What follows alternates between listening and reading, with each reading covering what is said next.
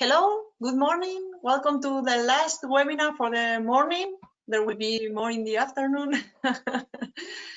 I'm very happy to be here with Eugene and Sergio. I will introduce them in a minute. I will first introduce the training itself. It's about long-term management of intellectual property in collaborative research and development projects. We have many keywords here: long-term, management, intellectual property, collaborative research and development projects. So it is going to be a great webinar. The idea is to explore different instruments for protecting and managing intellectual property. We of course all know about patents, but there are more. And the second point is to learn how to take strategic decisions about them, to choose somehow what to use when. And then do some little exercise and discuss together around these issues. I have with me Eugene Sinewy. Sorry if my pronunciation is not that good. He's senior advisor at the European IP Help Desk and also director of IAWEEK Innovation related to all these issues. He's really a senior advisor. He founded his company 20 years ago, focusing in the exploitation of research and early stage technology, and an active member of the International ISO Committee and SEN Committee, European standards for, committees for standardization, which are developing guidance standards for IP management and innovation management. You have been a practitioner in this area for over 40 years, forming first startup while a researcher some years ago. So you also have this background in research and entrepreneurship around technology. And then you work as an early microcomputer and network industry. So you also have this background, acquire and developing new technologies and taking them to market. And before founding IAWEEK Innovation, you spent 11 years managing an investment portfolio of early stage technologies, taking them to market through equity investments, startups, JV, joint ventures, licensing, or development funding. So it's really great to have you here, Eugene. Thank you very much for joining us. We also have Sergio Larreina. He's a strategic consultancy director at ISERN Patentes y Marcas. You have a degree in mathematics, specialized in numeric analysis by the University of the Basque Country. You talk 5 languages, some of them really, really unique. And you have been working in intellectual property management and training around it at university for many years already. But not only implementing, let's say, the actions, but also designing the strategies and the actions at very different stages of research. So thank you very much also, Sergio, to join us. Almost all of the other webinars, we started with an introduction interview where we were interviewing somebody which was relevant to the topic and using this as an inspiration for the contents themselves. In this case, you will be the trainers and also the interviews. So we will start. I will start first raising you some questions, and then you will go on with the webinar. Okay. So the first question is to both, in fact. In a scale from 1 to 10, what importance would you give to the correct management of IP for the protection of new technology? For the projection of new technology towards society? How important it is from 1 to 10? Sergio? Okay, for me, I would say it's a 9 or 10. I mean, it's not the most, how do you say, it's not the most important thing you have to do when you start a business, but if you do a very well-planned strategic protection, then you will avoid in the future so many problems that your life and the life of your company will be better. I mean, by designing an IP protection with trademarks, patents, technology, data, contracts with all the providers and the people that are working in the company, and with the domain names and or trademarks of different products, then you will have a very strong weapon to start in a market. So you will avoid infraction, you will or infringement, sorry, you will avoid products of okay, all the benefits coming from my intellectual property, who who do belong, etc. So it's crucial to define an IP protection, and it's crucial to protect in the very right moment with the very right way of protection, not only patents, as you said before. Okay, Eugene. Yeah, absolutely, I agree. And assuming 10 is the most important, then also I'd say it's close to 10. And the reason for me is really that IP, or the intellectual property, is the main asset in any research project, or in fact in any business. For projects, of course, it's the background on the third-party IP on which the project is built, and it's also the output of the project, those results, but also new knowledge and know-how which resides in the people. So you can think of it as the project results as being the project's baby, which you need to look after well and nurture it so that it can realize its full potential. And for businesses, of course, it's what makes the business different, whether that's the technology or the brand, the trademark. But it's not just these assets that need managing, it's also the way that they are protected. As Sergio said, this can help move them towards commercial innovations. And as he said, it doesn't just mean patents. There are other formal legal rights like copyright, design rights, and so on. But also there are other ways that you might think about protecting intellectual property which doesn't have a formal protection, such as know-how, where you can think about trade secrets or confidentiality. So for me, really taking those early steps to make sure you're managing those intellectual and intangible assets and to manage their protection is really important, particularly if their commercial value is not going to be lost. Okay. Does this change when working in future and emerging technologies, in very, very early stage technologies for which we don't yet have most probably a clear application, and we don't even know how the technology looks like? Does the level of importance change? I don't think so. I agree with Eugene. I mean, probably all the IP part is the smallest part in the project. Not only in collaborative project, but in any research project. It could be the smallest part, but probably the most important part of the project. I mean, even in the case that we don't know exactly which technology we can protect or we are going to able to develop or to research or whatever, it's very important to have this IP plan. Why? Because IP is not only patents. I mean, the technology could be protected by patents or utility models or whatever, but there are much more. I mean, there is much more in IP. For example, from the very beginning of the project, we are going to, for example, to write an article or to write guidelines how to produce, I don't know what, or maybe the trademark. Why not? We are going, for sure, we are going to have a domain name for our project. So all these little aspects are not trivial. I mean, this is IP, and this IP starts in the very moment that the project starts. So the importance will be also 9-10. Eugene? Okay, so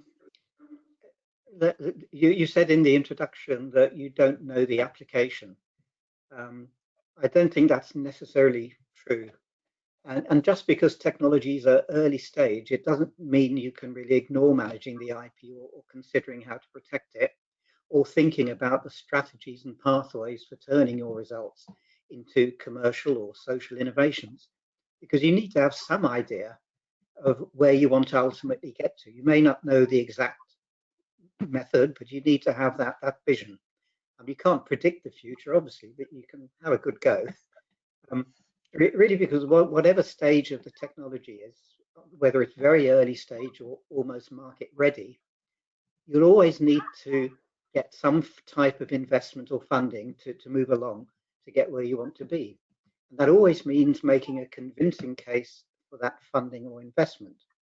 And by investment, I don't just mean financial, it could be time or effort or use of facilities. And when you use the word investment or funding, you must always think of the return on the investment for the investor or the funder. So, you know, you have to make that case. An effective management of the IP and rights can play a big part in that.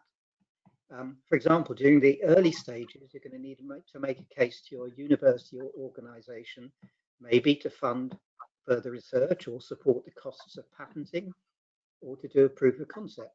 And as you get closer to the market, you may want funding to build a prototype or do a market analysis or prepare a business case for a business angel or venture funder. So it's a risky business. Whoever you're trying to convince won't invest until they can see a return on the investment. And particularly for commercial investors, having the key IP protected in some way is very important, because it provides a limited monopoly, enabling you to remain competitive, but also allowing you to license out your IP to commercial partners.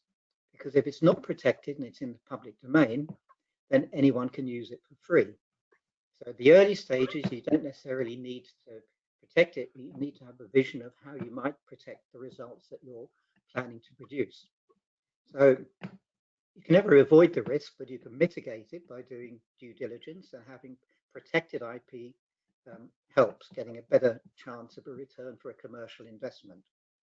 So you, at an early stage, have a dream, think about the path you need to take to turn that dream into reality, and what sort of protection you might need. Because if it works and you receive the investment, you may then end up turning your dream into some sort of reality and have the impact. So I think you have to think about it right from the beginning. And I would like to add also that in a collaborative project, it is very important to define who is going to be the owner of the IP. I mean, it's a normal issue that in every research project, finally, when we get to a patent or to a group of patents, these patents, who do belong to?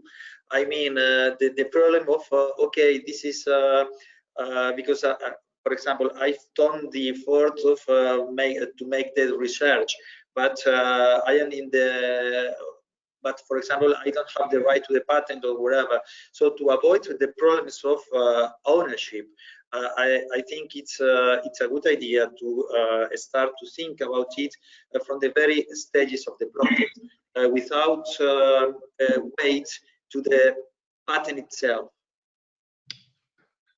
Yeah, the patent is just a means of protecting it. Again, ownership is clear for research projects, and some people get very personal about ownership. But for me, I'm not so bothered about the ownership part of it, but how I'm going to get a return for the investment I made in producing that IP. You say more about that later, maybe. Okay. Now, another grading. In a scale from 1 to 10, of course, 1 is lowest, 10 is toppest. What grade would you give to the way this is being managed by most European consortia? And what consequences does this bring, positive or negative, depending on the grade? So, Jean, if you want to start this time first. Yeah, again, following on from what Sergio just said, Obviously, I think it's at the lower end of that scale. And for consortia and collaborative projects, I think the main thing that makes the IP management less effective is this fragmentation and lack of coordination. Fragmented responsibilities for IP, fragmented management of IP, lack of coordination of the dissemination and exploitation activities, particularly at the strategic level. And the result is that no one really focuses on the main challenges which got the partners together for this collaborative project. And it ends up with everyone doing their own thing. And of course, it usually gets much worse after the end of the project when everyone goes their own way. Collaborative projects lead to bundles of results created by the different partners, and many of these results are jointly owned. So someone needs to be responsible for pulling them together, managing them, sorting out the ownership and joint ownership issues, developing joint exploitation strategies in order to address the specific challenges for which the collaborative project was established and for which the funding was provided. As I said, all too often, individual partners do their own thing, and they go off and they develop individual exploitation plans. Some of them even put this in proposals, usually for their own results, which of course they have the right to do anyway. But what it means is that they lose focus on bringing together the bundles of results for which that collaborative project was set up. The consequence is that the challenges for which the funding was provided are not addressed, and there's a limited contribution to the expected impacts. So if it's a collaborative project, then there needs to be clear overall management and coordination of the bundles of IP coming from the different partners, and clear coordination of the dissemination and exploitation activity so that common messages are given. Great, taking notes. Sergio? I think that yeah, the IP plan in collaborative projects has a very low score. So because I think people identify the IP with patent, so they write in the proposal, okay, a patent is planned, or we are going to get a patent, but what for, and why just only a patent? And how are your ways to defend your patent, and so on. I mean, anybody, so nobody describes, I don't know, any kind of technology watch of the market. If this technology exists, who owns the technology, which is competence of yours, or because IP plan is not just a protection, is the ways to defend also your IP. I mean, not only the patent, but to watch if somebody is infringing your patent somewhere. Or, for example, I've never seen in a project, in a proposal, for example, to have into consideration the registration of the acronym of the project as a trademark.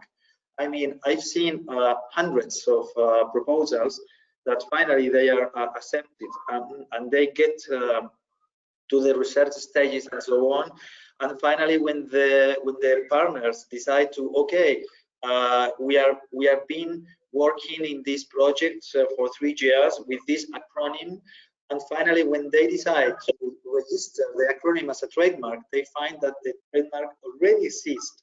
So after 3 years of research, and this is just a tiny aspect, so yeah, we could say that the consideration of IP plan and the IP protection in collaborative projects is lacking of some structure. Okay. Okay. Now I will do one individual question to each. Okay. So Eugene, you collaborate strongly with the IP help desk, the EC IP help desk. So you see many different circumstances in relation to projects. What would you say are the top 3 errors in terms of occurrence, the most typical errors you find in IP management of R&D results? and the top 3 best practices, and also the 3 most frequent questions received at the IP help desk. Okay, so, well, best errors and best practice go together, really. They mirror each other. I've already mentioned fragmented management and coordination, and so I won't say any more about that, but to say that one of the main best practices in this regard is to have someone, not a committee or an advisory board, an individual, someone who has responsibility and accountability to manage all those innovation-related aspects. And that includes IP management, IP protection, as well as the dissemination and exploitation. You can call them an innovation manager if you like, but there must be a clear and consistent messages about the results. That's the dissemination part, and clear and consistent ways to access and use those results. That's the exploitation part. It really isn't very good if we have individual partners going off giving different messages and following different exploitation paths. So I think that's one error. And the other aspect which I think is overlooked, I wouldn't say it's an error as such, but it's, as Sergio's hinted, it's that projects fail to consider the strategic use of IP protection to support commercial exploitation. And in particular, failure to consider all the protection options and their relative merits. Not often they just focus on patents without really any justification as to why patents. As far as best practice is concerned, I really just encourage the project to try and identify all the IP and all the other intangible assets resulting from the project, to consider if protection would be useful, then justify why and what sort of protection. As Sergio said, it's not only about patents, which are only for technical inventions. There are many other forms of IP rights for other types of IP. And the same goes for exploitation pathways and strategies. Consider all the possible options. There are many. You don't have to try and do it all yourself, as many projects try and do. You don't have to form a spin-out company. Consider partnering or joint ventures, or licensing in some technology to strengthen your position. Particularly with early stage technologies in any research, you probably only have part of the jigsaw. Sometimes it's worth trying to build a critical mass, or thinking about licensing out your technology to other take-to-market partners so you can access different market sectors or territories that you can't easily reach on your own, or your SME can't easily reach. So a few ideas there. Just regarding the most common questions received by the IP help desk, I don't actually receive these questions. There's a help desk team. For those of you who don't know, the IP help desk is a service of the European Commission. It's there to provide free advice on issues relating to IP and innovation. Now, most of the questions the help desk, the helpline receives, this is a free email and telephone service, they tend to refer to very specific situations, but there are some recurring concerns. One is ownership, which we've already mentioned. People seem to be unclear about ownership rights of the different beneficiaries, particularly with jointly developed results. The other one is the rights of third parties, those who don't sign the grant agreement but get involved with the project, such as students, subcontractors, advisory board members, or partner organizations in the Marie Curie actions. In particular, how to manage possible ownership claims from those who don't sign the grant agreement and yet contribute something to the project. Again, something that management needs to take care of. The third point is confidentiality management at the proposal stage in particular. Again, how to start talking about your new ideas and yet maintaining confidentiality. So they can provide answers to all of those questions. I say those are the most common ones. If you do have any questions about IP protection, exploitation, then do contact the European IP Help Desk. If you can't find the answer to your question in one of their fact sheets or publications, then give them a call or send them an email, and you will get a reply within 3 days, hopefully in a form that you can understand. So do make full use of it. It's there, it's free, and it's there to be used. Okay. Thank you. Thank you, Jean. Now to you, Sergio. You have a special profile in the as IP agent or working for an IP agency because your company is active in very low TRL projects. TRL is technology readiness level. So in very, very early stages of technology development. You are participating, for example, in the HIT NMOF project, which is funded by the European Research Council. So you do have this perspective and this experience. From this part, what would be your main message in relation to all this discussion? Because we are also talking about future and emerging technologies. So what would be, from very, very focused into this context, from your learning in ERC projects, what would be your main message? I think my message would be in three aspects. First is from the very beginning of the project, or maybe a bit before, we have to watch to the market. We have to watch if the technology, if the project we want to develop already exists. I mean, if this technology we want to develop already exists, we have to wonder if this technology is available. And in this case, we will save a lot of problems and a lot of probably a lot of effort also. Second message is to consider not only a patent as the only way of protection, but we have to consider all the IP instruments that we have a very huge group of instruments from the trademark or the domain name, also to the trade secrets or the plant varieties. I mean, we have almost an instrument for every case.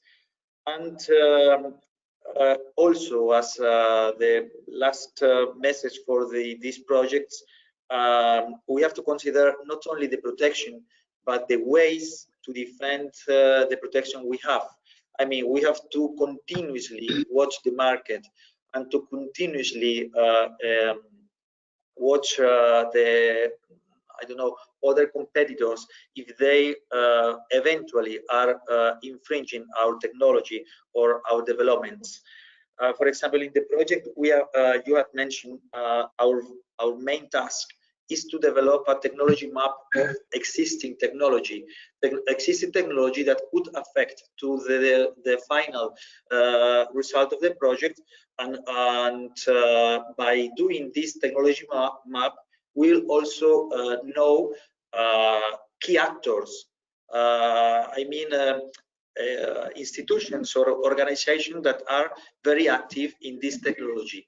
For example, we are going to develop not only a technology map, but only a competitors, also a competitors map. So this is the main task we have to do. By doing this, we will consider all these instruments of protection. For example, you know, we have a trademark proposition, and okay, by the when the project will be more more in detail, we will advance into deeper forms of protection, and also will implement probably ways to watch the market and to watch these competitors we have selected in the first stages. So I think these three messages are very, very important to do finally a very good result. Okay, great. In fact, your presentation now is about all the different instruments, the portfolio of possibilities that we have. That will be your presentation. It will be followed by a presentation by Eugene on, once we know the portfolio, things that we can take into consideration, or we should take into consideration to take strategic decisions around these possibilities. And then at the very end, we will do a very short exercise on on this collaborative consortium context, how we could manage it a little bit better. So, Sergio, the stage is yours. Okay, I'm going to try to share my screen.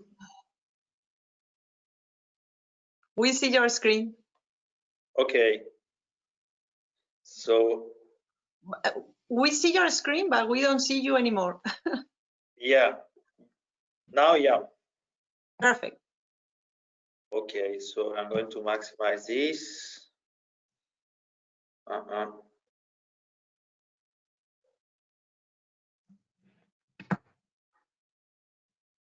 So yeah, can you see my screen, yeah, and my presentation? Yes, yes, yes, perfect. Okay, perfect. So we start. More or less, as you said, we are going to talk about the different instruments we have in order to protect our research results. So I would like to start first by explaining that all the intangible are not protectable, and not all the IP is okay, but all the IP, I mean, is an intangible. So I want to say that an intangible asset, it's a non-physical resource and right that have a value to the firm because they give the firm some kind of advantage. I mean, this intangible would be the IP, would be other things. For example, examples of intangible assets are goodwill, copyright, trademarks, patents, computer programs, utility models, trade secrets, financial assets, accounts, bonds, stock, design, domain names, plant varieties, etc. So just a few of these intangible assets are protectable by means of IP. We are going to talk about these intellectual property rights that could be protected by law in general. So I am going to explain 6 instruments from patents and utility models, design, trademarks, copyrights, plant varieties, and trade secrets. Okay, so this is the general map of all the instruments we have to protect our research results. Main of these instruments, of course, are patents and models. They protect new inventions and new methods in order to produce these inventions. And the requirements for these patents and models are novelty, inventive steps, and industrial applicability. So we are going to go a bit deeper in every instrument, but just a very general view of this instrument. So patents, designs, the designs protect the external appearance, the external shape of an invention. For example, famous designs are Coca-Cola bottle or any kind of design, physical design. Okay. Third is trademark. Trademark, of course, is the identification of a product or a service from a company. Okay, the copyright has to do with artistic creations. For example, a painting, a photo, a book, a music composition, or whatever. A plant variety, which is this is a kind of patent, okay, but only for vegetal varieties. I mean, new plants, new trees, new seeds, and so on.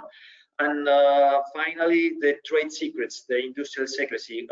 This is for for methods or whatever that we don't know to be known by the public. So we'll see them a bit deeper.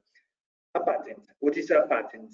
As we have seen, a patent protects new inventions, also new methods. This is a territorial right. I mean, the right is from one country to another. It lasts for 20 years and it cannot be renewed, and it is granted by the state. And the assignee, the owner of the patent, has to disclose the invention. Okay. The requirements, basic requirements for a patent is novelty, has to be new all over the world. Inventive step, I mean the invention has not to be evident for an expert, has to have an industrial application and must be described, how do you say, competently. Okay. This is an example of a patent that has expired. It's a patent from 1961. It's from the Lego group. As we can see there, the title of the patent is a toy building brick. This is the patent has to have not only the title but also the summary, a little description. Here in this patent we can see, or we can read that this patent is about a building element, a building block, etc. And also we have to describe the technological area where belongs this patent. But the very heart, the very core of the project is or are the claims. The claims is what we claim it's going to be protected. I mean, in the claims we describe exactly what we are going to protect. Okay.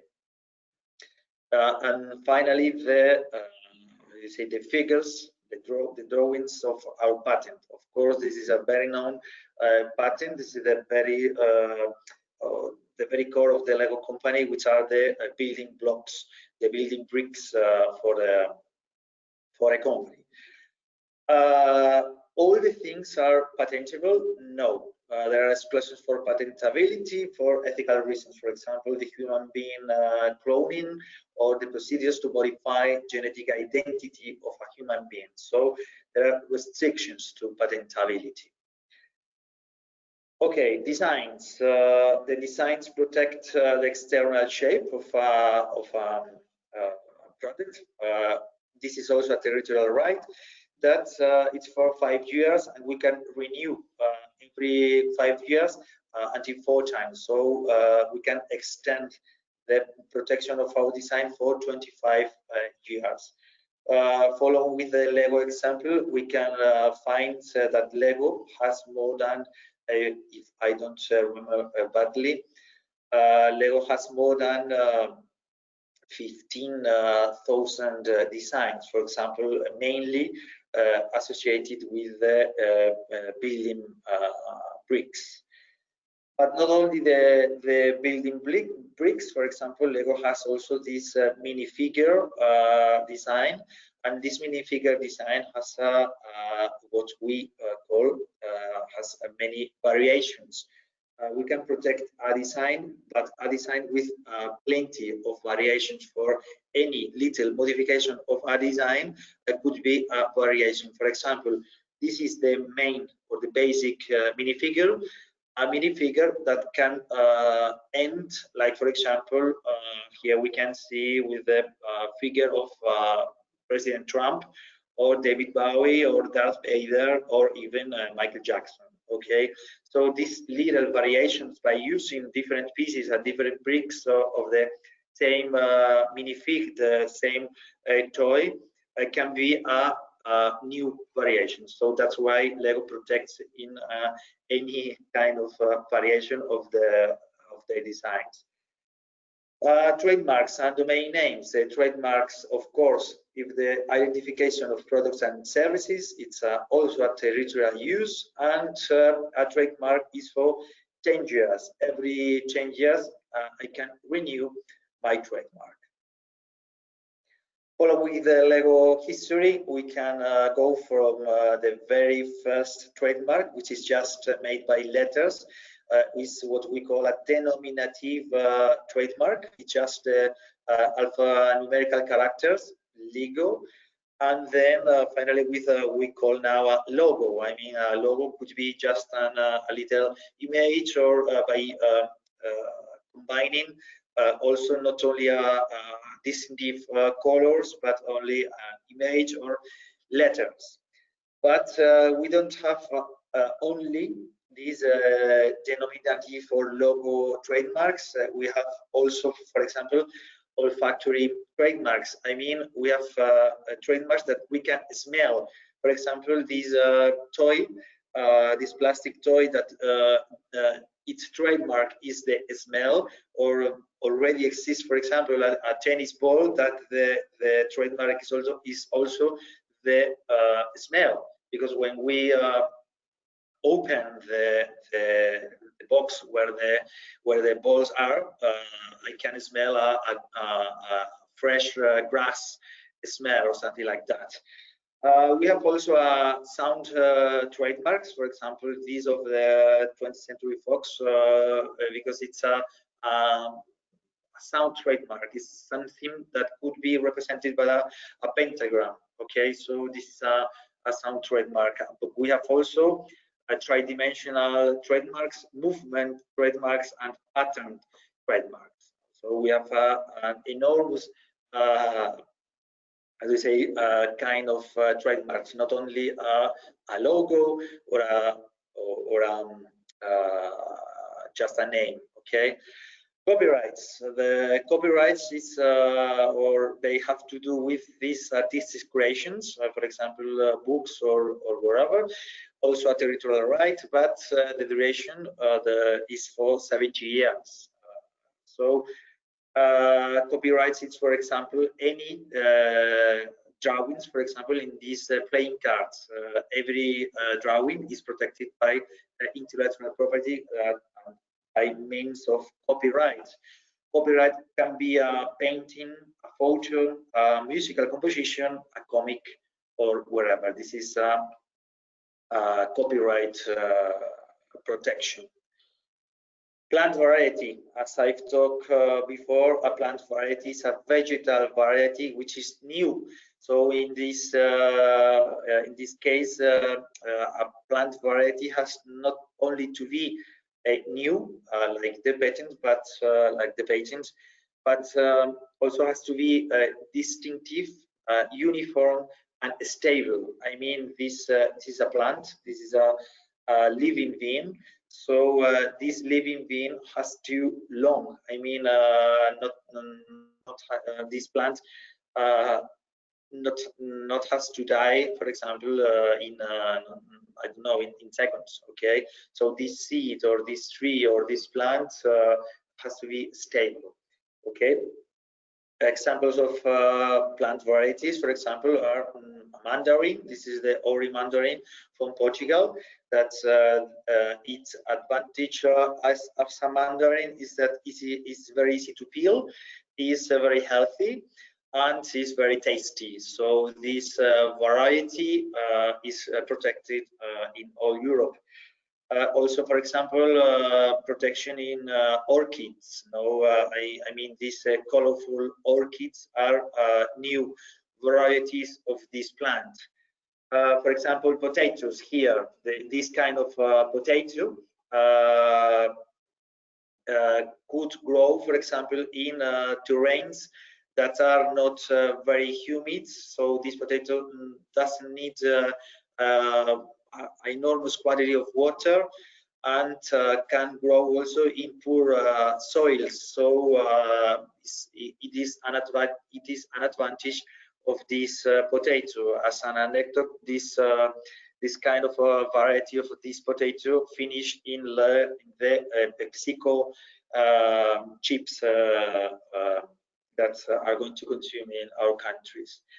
And finally, the trade secrets. The trade secrets has to be protected by a deposit, and they require not to be known by the public.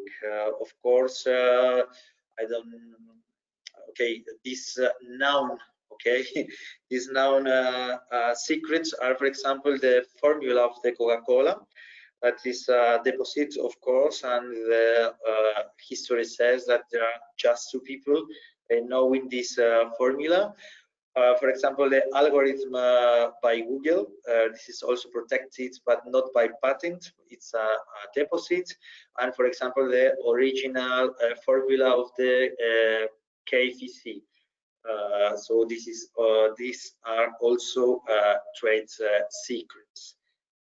And just on history, and just to finish, that it seems that the IP or the protection of the knowledge is quite new. No, I can now talk of for example, an example of other century, but centuries ago. I mean, the ways of protection of the things, of the way to do things, and the name of these things are from other centuries also. For example, I want to just 2 minutes to talk about Venice in ancient times. I don't know if you know Venice, for example. This is the island of Venice. Island in the north of Venice is Murano Island. In Murano, they lived the master of glass. I mean, these glass masters or crystal makers lived in Murano, and they knew how to produce high quality glass. I mean, in terms of, for example, mirrors, lamps, or any kind of glass or thing made by crystal. These crystal makers were confined in this island. The crystal of the Murano glass were so well known that there were some families, for example, that they used their name and their names, and the glass were sold in the whole Europe. I mean, there were, for example, royal families or rich families that they demanded not only glass, Murano glass, but for example, a crystal from Barovier family or from wherever, or Barbini families or whatever. So when the Duke of Venice realized that the Murano glass were so known and so demanded, they decided to protect this glass in some ways. For example, they make the Duke of Venice did what we call war contracts that they can say as similarity to trade secrets. The know-how to produce this glass is clearly apparent. What the ways to the different mirrors, different shapes of the glasses, etc., is what we call now designs, and they were protected in a libri di fornici, which means a book of form, which is a book that already exists in Venice. We can see it, we can visit, and this book keeps all the designs, different designs of different things that the glass makers produced. And finally, the different families, okay, they kept our actual trademarks. So this is an example that from other century, when they also thought about any kind of protection. Okay, so that's my presentation as how do you say, a final to the history when the glass makers went away from the island of Murano. They went to Bohemia, for example, and also the glass of Bohemia is also very well known. But this is how do you say, this is just the final or the history. But the Duke of Venice wanted to protect not only the way to produce glass that are our patents, but only the trademarks and the design. So we can see that the protection, the IP protection, it's important, but not only now. The IP protection was important from very ancient times. So that's all. Thank you very much, Sergio. It has been great. Eugene, so now you have lots of materials to work over. You can share your screen and camera. Well, first, if anybody wants to ask Sergio anything before we shift, of course there will be. I invite you to write your questions in the questions and answers forum. You can also raise your hands if you want to open up your microphone if you think that typing will be too slow or too much. So I'm checking for questions or hands raised. We will have more opportunities at the very end, but in case you want to ask something specific now. Okay, so Eugene, we see you. We don't see your screen yet. And we don't hear you. I think you are muted. Yeah, you need to give me permission to give me the rights to share the screen. Because at the moment I can't. Now? Yeah, now I have it. Yeah. Okay. Is that okay? Can you see my screen? Yes. Yes. Okay, so I'm going to say a little bit now about IP management and some of the strategic thinking that you need to go through with your results. As I'm sure you all know, in Europe, the Horizon 2020 has got a big focus on impact and innovation. And for Horizon Europe, this isn't going to go away. You're going to have even more of a focus. You see here in the implementation strategy, the 4 main orientations. The very first one is maximizing impact. So what that means in practice is that it's not just about doing research. You have to consider as well a plan and think ahead about how you're going to use those results to develop innovations which are going to have some impact. Now, I just want to point out that innovation is not the same as invention. Innovation is about products and processes and services that use the results of your research. So don't confuse the two. Very often when you ask people what their innovation is, they tell you what their result is. So we're thinking here about the process of taking the results down that path to develop something usable. And IP management and strategy is a key part of that process. So as I said earlier, IP management is about managing the key assets. And it starts actually before the project begins at proposal stage. You have to identify what you're going to build your project on. Most projects don't start from scratch. They're built on the background IP and they might use third-party IP. So you have to consider in selecting that background IP and maybe third-party IP, such as open source graphics libraries, for example, which you might download during the project. You have to think about whether they're going to be needed for exploitation after the end of the project. You would normally have rights to use it during the research project, but maybe not for exploitation. During the project, you generate some IP, some results, and you have to have management processes in place to capture them, to decide about the ownership and who's going to manage this jointly owned IP. Once you've captured it, you have to assess, decide what to do with it. Where are the opportunities? Should I protect it? Should I make it open? So these are all strategic types of decisions. And once you've assessed it and protected it and decided what you want to do with it, you have to go out and tell people about it, who to tell, what to tell, how to tell. And hopefully they're going to come back to you and say, I've heard your message, I want to use it. You have to have a plan for how we're going to transfer it.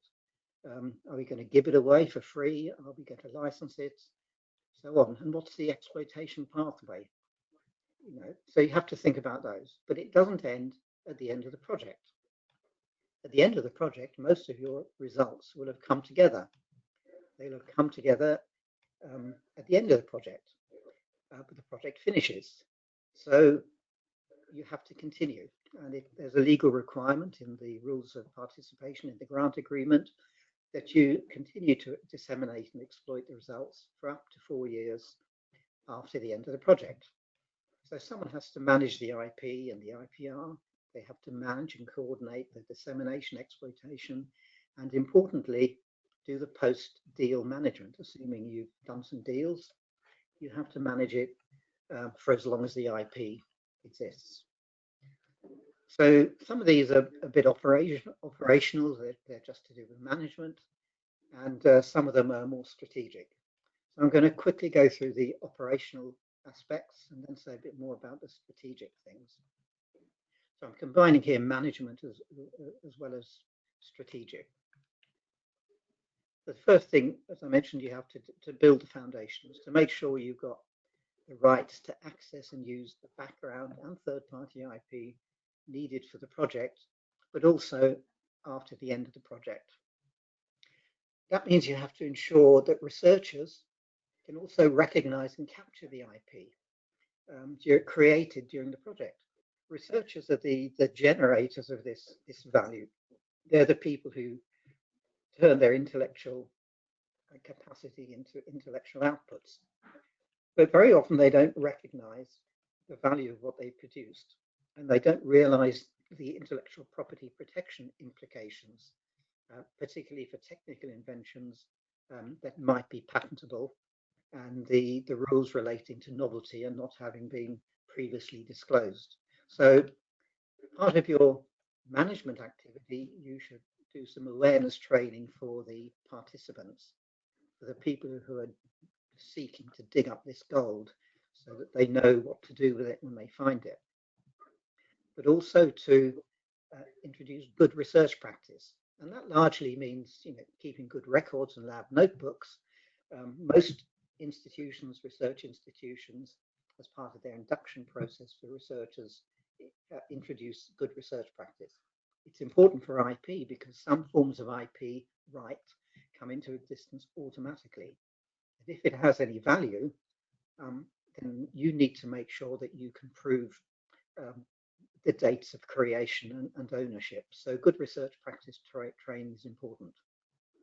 When you come to capture the IP, again, from a management point of view, think about proactive monitoring, regular reviews, putting it as an agenda item.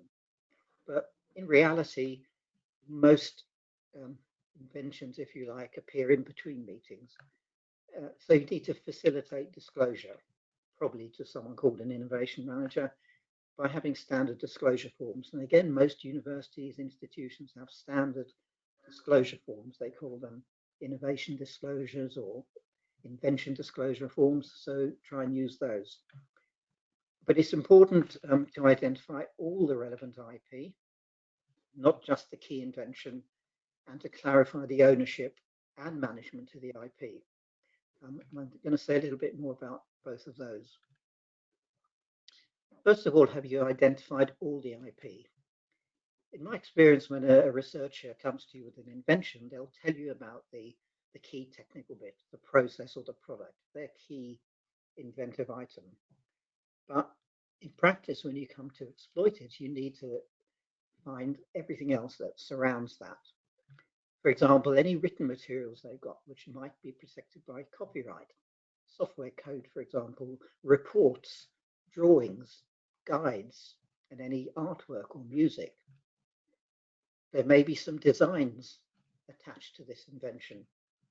I've seen that on a number of occasions with robotic type things, where the invention might be the AI contained in the robot, but actually there's some important functional design aspects as well. And of course, know-how, the best ways to implement individual skills. Very often, a patent, for example, is written in quite a broad way to cover all the options. And very often there's a best way to implement it, which is kept as know-how. Also, there may be things that you decide it would be better to keep secret. Things like recipes or algorithms. We've had some examples earlier. And in fact, even though something may be patentable, you may decide that it's so impossible to reverse engineer, I'm going to be better keeping it secret. Because if I file a patent will include full descriptions of how to implement what's called an enabling disclosure. And therefore, it'll be in the public domain, and my protection will only last for 20 years. I may decide it's better to keep it secret. Just a word about ownership. Having identified the IP, these are the rules in the European for European funding. I don't think it's going to change in Horizon Europe. And it's pretty straightforward. The results are owned by the beneficiary that generates them. They don't belong to the consortium as a whole. They belong to the beneficiary. And if two or more beneficiaries have contributed to that result, they jointly own it. And again, when I say contributed, they have to contribute. They can't just be the professor, or it's not like writing papers where anyone can put their name down. They have to actually be shown to contribute to that invention. And they have to, and it's part of their obligations, agree in writing on the allocation and terms of an exercise of their joint agreement. So from a management point of view, are there procedures and structures in place so you can decide how you're going to work out those relative contributions? In my experience, you can you ask the inventors to agree amicably amongst themselves, and in most cases that will happen. They'll send you some written confirmation that they agree on 50-50. Sometimes that's not the case though, and you need to have a process whereby they present their evidence and someone independent makes a decision. If it's jointly owned, who's going to look after it? Who's going to host it? How are the costs and revenues going to be arranged and shared? Is one party going to manage all the exploitation and the legal work and the negotiation? And in return, will they want a slightly higher share of any revenues? And again, who's going to manage the exploitation? As well as hosting and managing the IP, maybe a different person managing the exploitation. So you have to think about all those things. And of course, mentioned earlier, don't forget about people who are not part of the grant agreement. I've had cases where a member of an advisory board claimed ownership on an invention because they felt they brought this up at a meeting, but of course they're not subject to the grant agreement. Many students work on projects, but they're not staff, they're not subject to any contracts. So think about all that if someone is going to be working on the project. So, okay, we've captured it. Now we have to think about what we're going to do with it and assessing it. So you have to look at the technology or the research result, whatever it is, and decide, first of all, if it's ready. Not every research result is ready to be disseminated. Should you wait for it to be validated, for example, or maybe there's some improvements, or maybe there's some other results which are going to make it stronger. If it is ready, then what are the opportunities? Are there commercial opportunities? Can it be used for further research? Can it be used for educational purposes, or is it a policy? So, what use is this? What can I use it for? And if there are commercial opportunities, then you have to think about protection. You don't need to worry about protection for research or education or policy use. But for commercial or industrial use, you have to think about, should I protect it? If so, how should I protect it? And where should I protect it? Intellectual property rights are national rights. There's no such thing yet as a European-wide patent or worldwide patent, for example. Although there's sort of conventions, copyright, for example, you'll still have to, they are still national laws. So you have to decide where you want this protection. And you actually have an obligation to protect. It says here in the grant agreement that you must protect your results, or you must examine the possibility of protecting your results if they can be reasonably expected to be commercially or industrially exploited, and protecting them is both possible, reasonable, and justified given the circumstances. So this is an obligation, and this is all about looking strategically at those results. Just remembering that for some results, formal legal rights may not exist. For example, for know-how, or the protection may not be sufficiently strong. Your patent, for example, might be quite narrow and easy to get around. And again, you can think about trade secrets. If it's not easy to reverse engineer, it's not only about patents. And for example, a patent, if I file a patent, everything will be disclosed. And if the patent is going to be weak or may not be granted, all that is out there in the public domain. So think about other ways. Just to repeat a little bit about what Sergio mentioned, this is the general deal with IP rights. You're granted the legal right to prevent other people using your creation without their agreement. It's a sort of negative right, but it's for commercial purposes only, not for research purposes, anything else. And it's for a limited period. But you get that right, governments will grant that right in return for you disclosing details about the invention. Disclosing sufficient details, it's called an enabling disclosure, so it has to be really quite detailed. But that's done so that other people can build on that and develop new innovations. It's open science, and it's been around for hundreds of years. So then we come to, how does IP rights fit into commercial exploitation? So any research output will need some form of investment to take it to market and then build the market. And when you say investment, you have to think immediately about return on investment, because investors, whoever they are, want a return on their investment. And IP rights are one way of mitigating this risk. This is a risky business. You can't guarantee success, but IP rights provide that limited monopoly, allowing you to prevent other people entering your territory unless you're given permission, and so keeps you competitive. And it's one of the first questions that an investor will ask. They'll say, what's the IP right position? What's the IPR position? Because if there is nothing, if there is no protection, then the competitive element has gone. So you have to think about IP rights as tools to support commercial exploitation. Don't confuse IP, the property or the assets, with the legal rights, the tools to support exploitation. And also don't forget to gather together your other intangible assets as part of that bundle.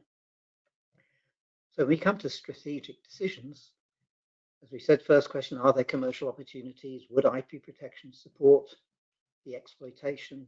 If so, how and where?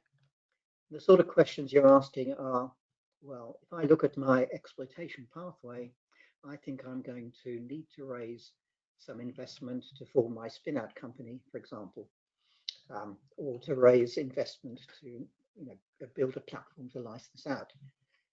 So if that's the case, then having IP protection is very important.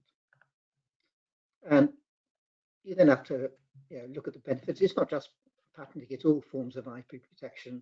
Then you have to look at whether the benefits outweigh the cost of protection. Now, in the case of patents, for example, they can be quite expensive, particularly if you're looking for covering and protection in across a wide territory, a lot of different countries. And it may be that the returns don't justify that. So you may look at alternative ways of protecting, or maybe building a brand using a trademark. And even the cost of things like trade secrets is not cheap, because in order for a trade secret to be valid, you have to show that you've taken reasonable steps to keep the thing secret, which means things like not leaving papers around or having lockable cupboards to keep the information, not having open plan offices when you're discussing the invention, things like that. And even if you decide to go an open source route for software, it still costs to manage that open source project. So think about the costs of running it. If it all's right, then invest in protection. And part of the reason I was showing this slide is to try and make the point that you can't do each of these independently. Your type of protection depends on the exploitation route that you're looking at. And when you assess the opportunities, you're looking again at all the opportunities, the costs, the benefits of protection, and so on. You have to consider them together. And again, it's a strategic commercial decision. just to give you a quick example, some of the complexities and where management fits in. Here we are. We have a collaborative project. The proposal's been accepted. The Commission has given you some money, maybe a little bit more than that shown there, which I think is 50, but not that much. you get some money. There are 4 partners. Each of the partners produces different results. Results 1, 2, 3, 4, 5, 6. Some of those results may be jointly developed, and so you need a joint ownership agreement. And those results hopefully are going to contribute to innovations which address the challenges. So innovation 1, for example, might need result 1, 2, and 4. Innovation 2 might need a different set of results. And innovation 3, again, different set of results.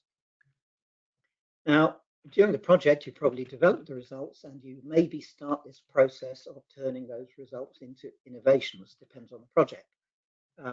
May not happen within the project, it may happen outside it.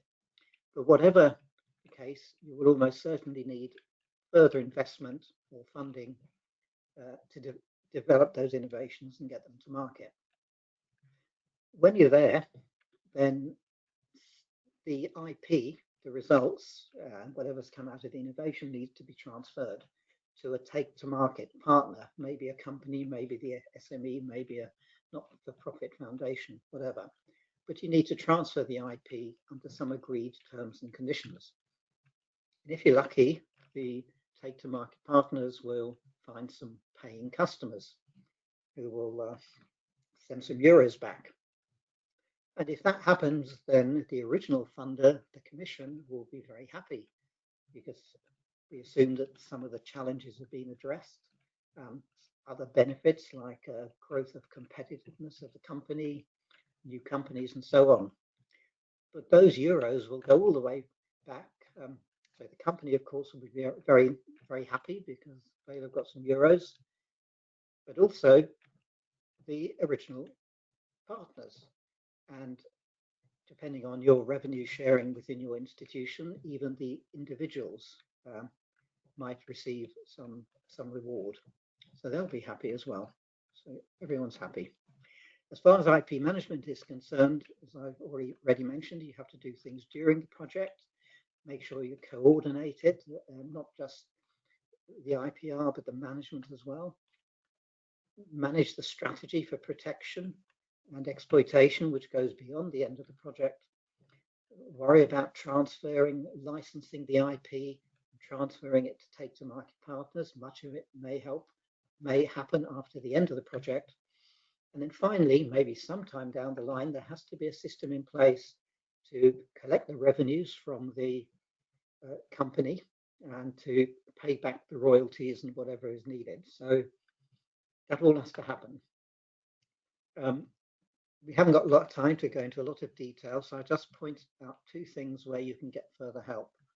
The first one is the Innovation Management Guidance Standards, and the second is the European IP Help Desk. So over the last 7 years, a large number of countries have been working along with international organizations like the World Trade Organization, WIPO, EPO, and a whole list here.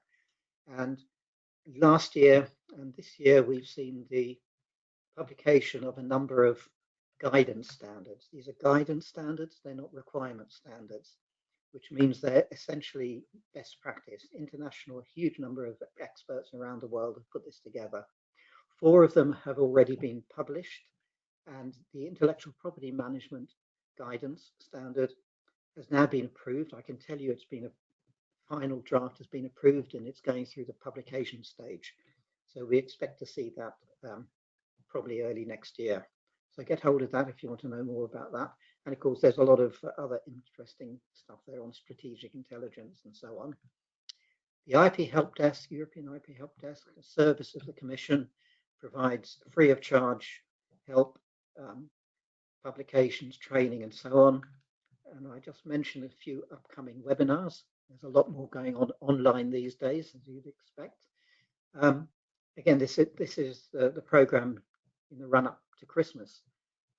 I just mentioned the IPR and software next week, which I'm doing that webinar, and I'm going to be talking a bit more about specific strategies relating to protecting software, which is a good example of something that can be protected by both a patent, copyright in the software code, and where brand value and trademarks have a huge importance.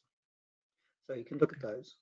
And of course, don't forget the helpline, 3 working days, phone or email.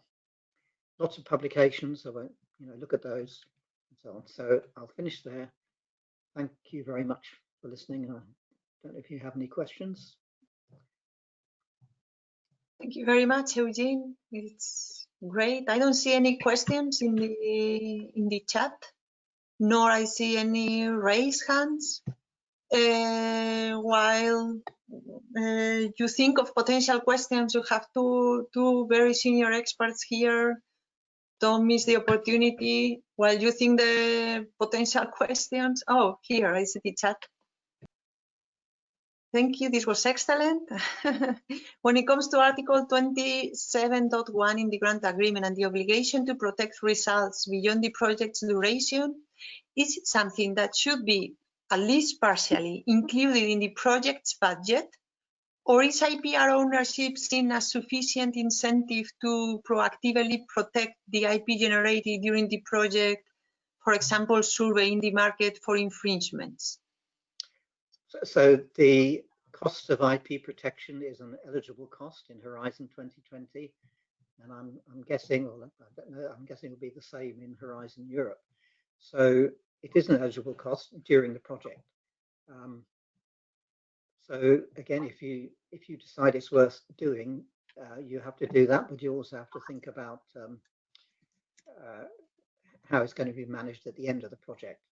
A lot of people will file a patent for the sake of it, but then let it drop when it starts getting expensive. You mentioned infringement, and it's all part of the assessment about the value of protection. I may have, for example, designed a new agricultural implement, which is patentable. Patents cost quite a lot. But really, the only place that this is for developing countries, so the only place that this might be usable might be in the middle of China, for example. So I have to think about, if that's the case, yes, I've got this protection, but how am I going to enforce it? And so that may be a decision where the cost benefits don't add up. As far as when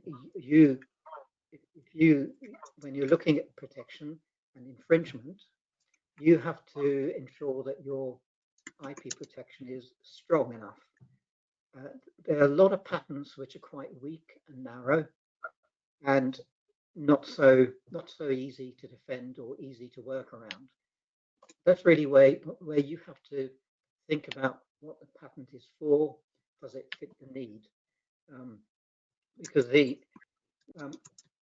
in most cases, things are settled out of court. If you find an infringer, then a letter to them pointing out that would they like a license to use my technology will normally resolve the situation.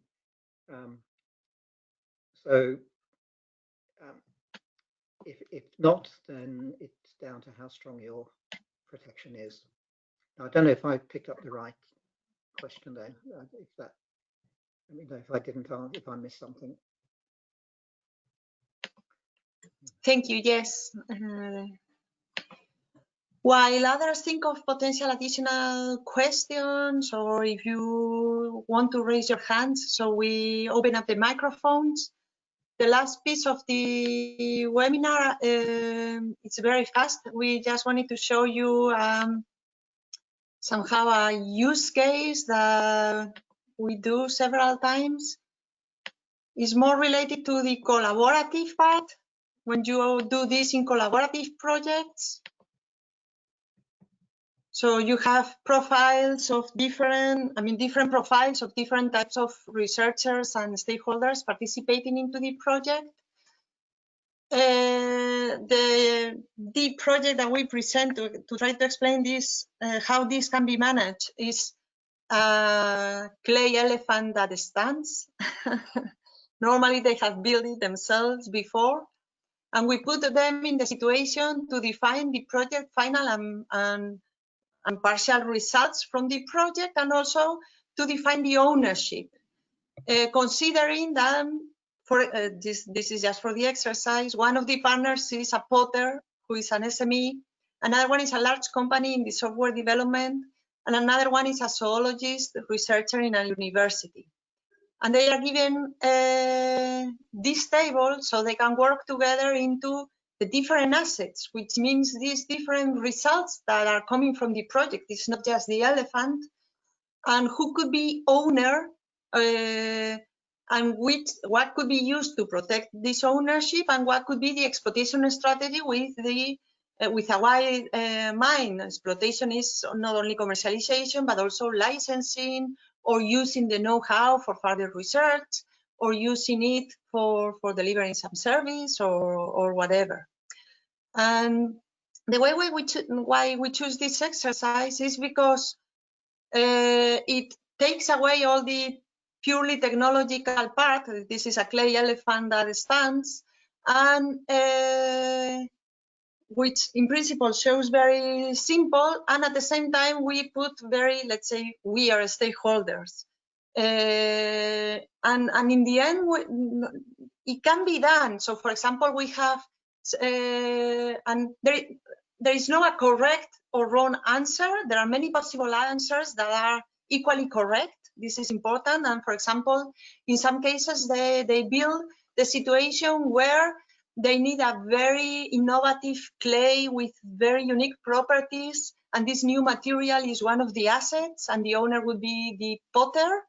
They could patent it and they would commercialize it. To whom?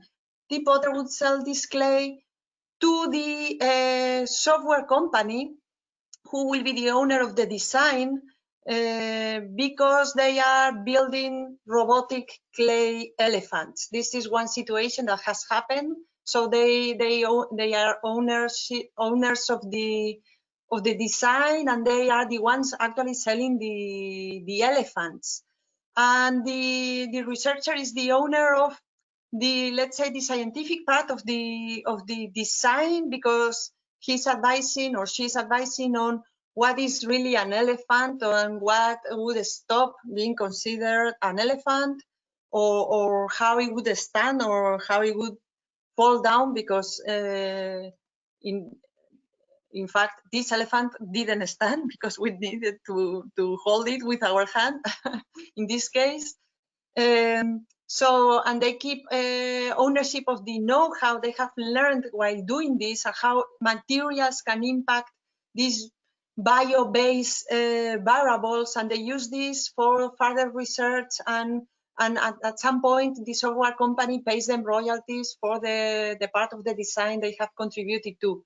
This is an example. Sometimes the potter is the one selling the elephant, and the owner of the design, and the software company develops a very unique control system for the potter to be able to mold this new and unique clay.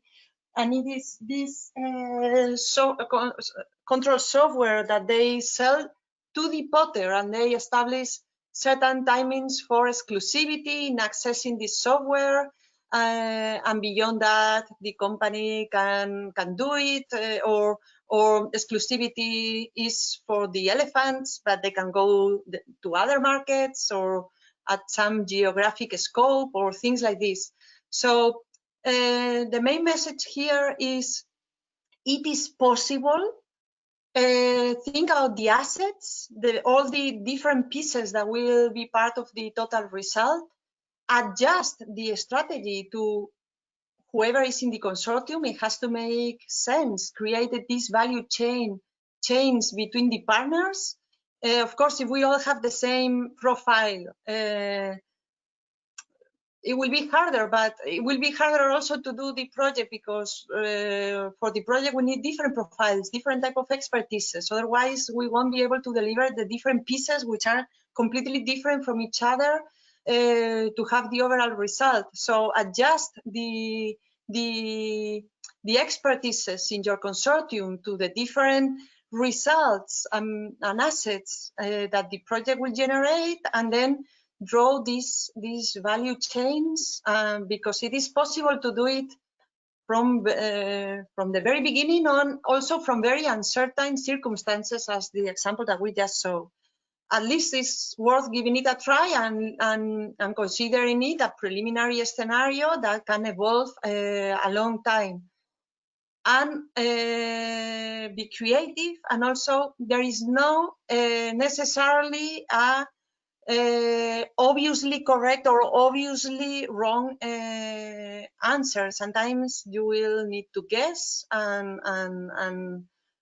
you can consider different scenarios and see what happens. Eugene, Sergio, I don't see any questions. I don't see any hands raised, but maybe this last part provokes some last comment from your side.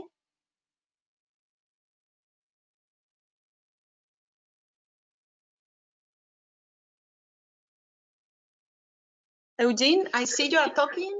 Oh, but I don't think. No. Okay, yeah, I think it just emphasizes a lot of the things that we've both been saying this morning about the importance of identifying the assets and thinking about how to protect them rather than just knee-jerk patent, which is often what we see.